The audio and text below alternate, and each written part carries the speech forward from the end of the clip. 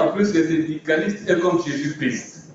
Ça veut dire qu'il y a eu un jeudi saint, il y a eu aussi un vendredi saint.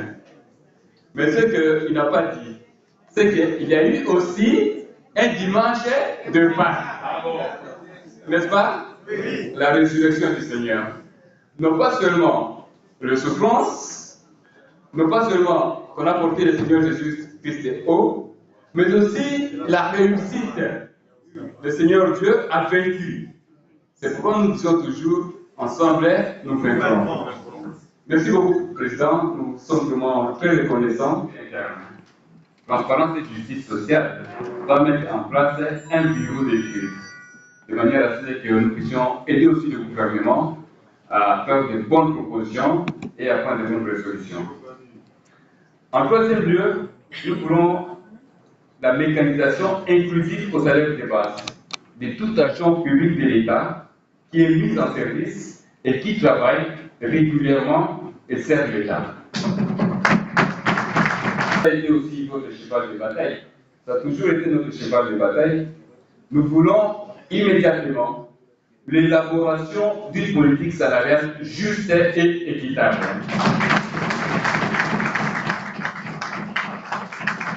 Le chef de l'État a écouté notre cri de cœur.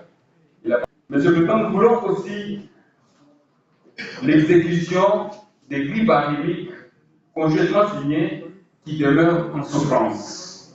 Il y a plusieurs associations, il y a plusieurs corporations pratiquement professionnelles, voire même ceux des structures standards, qui ont des grilles barémiques mais qui ne sont pas exécutées. Nous voulons que le gouvernement, tous ces grilles barémiques qui ont été signées par les ministères sectoriels, signées par les ministères de la fonction publique, signées par les ministères du budget, puissent être exécutées.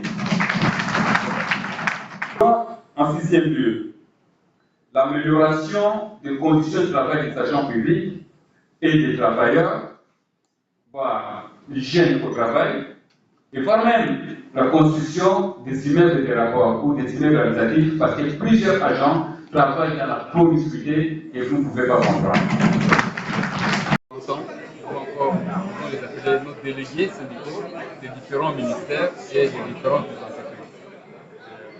Nous avions à cœur de pouvoir les outiller en matière syndicale pour qu'ils comprennent quelles sont les techniques et les méthodes par lesquelles ils doivent collaborer avec les employeurs et comment aussi ils peuvent présenter leurs revendications de manière documentée. Donc la formation s'est basée exactement sur la documentation des revendications et la documentation des dénonciations en matière de crimes financiers. Alors, à l'issue de cette formation, nous avons eu des résolutions. Et parmi les résolutions phares que nous avons eues, il y a de 1, la mise en œuvre du budget programme, du budget des résultats, et nous demandons pour que le chef de l'État puisse ordonner au gouvernement de nous faire basculer du budget des moyens au budget des programmes. Et 2, nous avons résolu de pouvoir mettre sur pied un bureau d'études qui réfléchirait sur tous les problèmes relatifs au travail. Nous avons aussi résolu d'accompagner le gouvernement dans la mécanisation inclusive du salaire de base de tous les agents publics qui travaillent réellement, c'est-à-dire qui ont été mis en service et qui servent l'État de manière régulière. Nous avons aussi renchéri ce dont le chef de l'État a dit, a ordonné au gouvernement l'élaboration d'une politique salariale juste et équitable. Parce que cela est aussi notre cheval de bataille. Et par ailleurs, il est statutairement inséré dans nos statuts, c'est inscrit dans nos statuts que les rémunérations doivent être équitables conformément à l'article 37 de l'article 36 de la Constitution. Nous avons également comme résolution au gouvernement l'application des grilles barémiques en souffrance. Donc des grilles barémiques des primes des différents ministères, notamment des structures standards et d'autres ministères qui sont en souffrance, qui ont été signés et contre-signés par les ministres du budget. Nous demandons au gouvernement de bien vouloir appliquer ces grilles barémiques. Nous avons aussi abordé des sujets relatifs aux conditions de travail. Et nous avons aussi comme recommandation demandé au gouvernement d'améliorer les conditions de travail, les conditions socio-professionnelles des agents. Parce qu'il est inacceptable que les agents travaillent, mais qu'ils soient dans des conditions hygiéniques déplorables. On doit avoir des toilettes dignes, on doit avoir des bâtiments dignes et on doit sortir de la promiscuité dans nos bureaux. Et enfin, nous avons aussi recommandé au gouvernement qu'il puisse maîtriser les effectifs de la masse salariale. Il faut qu'il ait pour cela l'équivalence des effectifs organiques aux effectifs mis en service.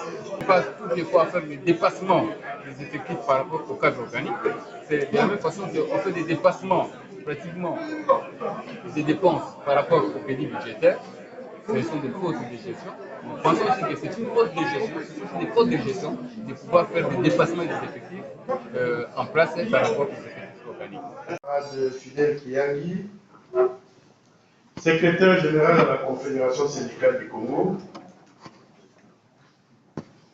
responsable de la ville-province de Kinshasa, parce que la Confédération syndicale du Congo a des fédérations, chaque province représente une fédération.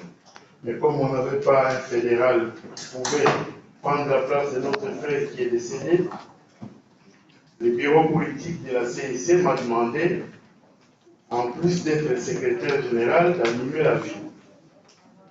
Et aussi, comme la CIC est sortie syndicat majoritaire quand on a organisé les élections en 2013, aux élus et tout, et nous avons accepté.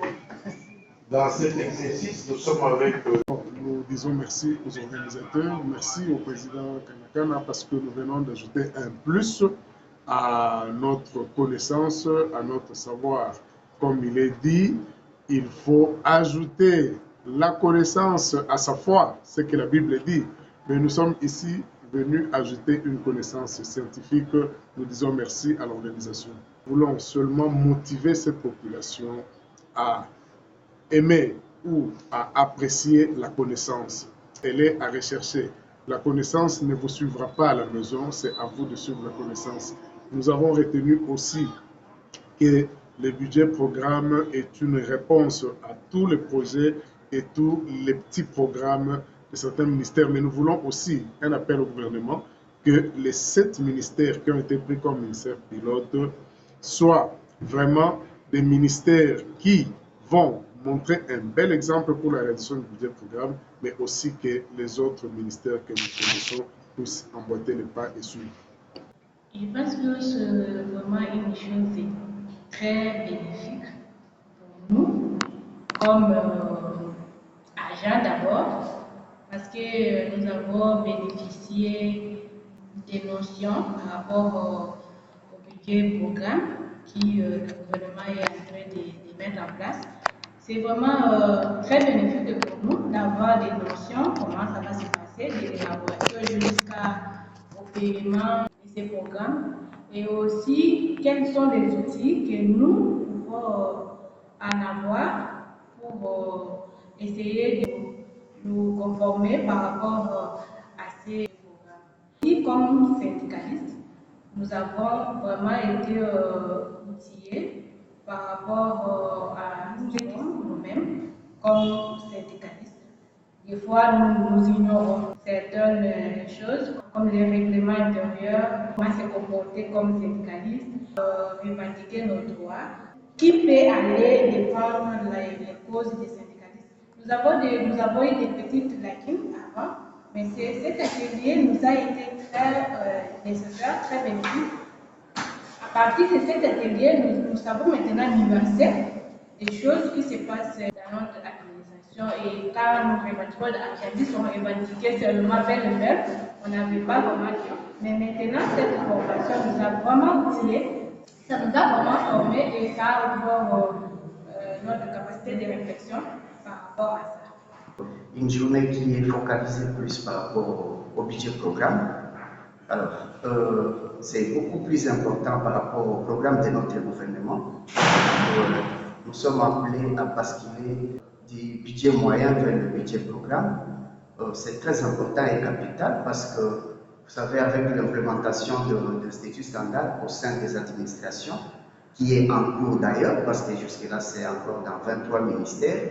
Il faut compléter le reste des ministères pour que nous puissions basculer de manière entière.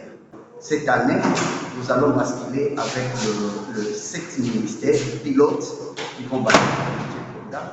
Cette formation va aider aux animateurs des statut standard d'avoir les éléments essentiels pour ce mode de gestion-là que le gouvernement a opté pour que notre pays puisse faire des avancées significatives dans la gestion de la chose publique. On est au ministère des Infrastructures et des Travaux publics, c'est parmi les ministères pilotes d'ailleurs. Vous savez que notre pays est dans une situation catastrophique par rapport aux infrastructures, que ce soit routières, que ce soit de bâtiments publics, des infrastructures publiques partout.